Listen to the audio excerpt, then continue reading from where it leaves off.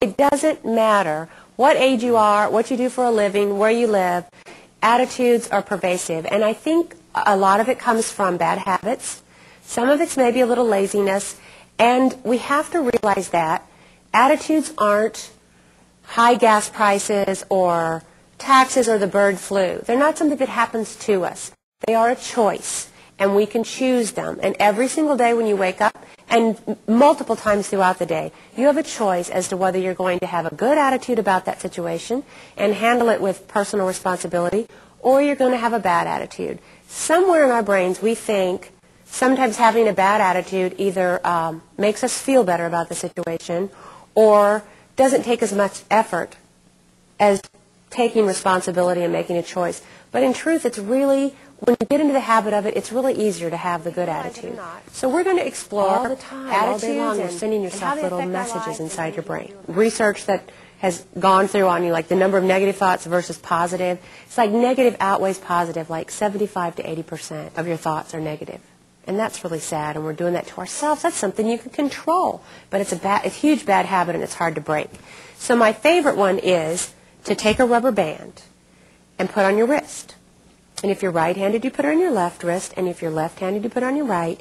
And you flick it lightly. Don't flick it like that because, look, I did to show the kids, and it's still red.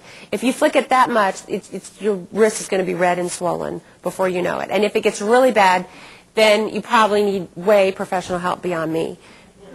So I'm going to give everybody their rubber band that you can take with you.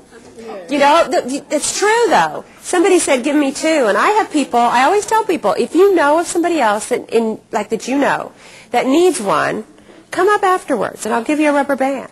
I have had people, after presentations, email me and ask me to send, like 5 for their family, because they'd like everybody in the family to wear one. And it works for any age. And sometimes even kids think it's fun to do it, you know, to have it on for a while. But my daughter's 11, and we go through this periodically, and I do with myself, of wearing it, and then, okay, I think I've got it under control, and then you kind of slide, because it is a habit that you do, and you get back into it. And so periodically she'll say, I think I need a new rubber band, Mom, and she'll put it on, and it just reminds her. Especially, and you can work on specific things, like if you're always saying a certain one of those phrases.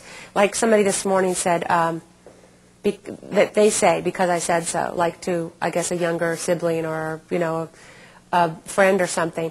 And so even if you just start with that, you're not going to change all these things immediately, but if you just start with, okay, I'm not going to do that anymore. Start with one thing. And then if you do that for, supposedly the experts say 28 days, you break a habit. If you do it for so long, then you've got rid of that one. Then tackle something else. Don't try to fix everything about you at the same time. That will make the biggest change in your life if you do that for yourself. I guarantee it.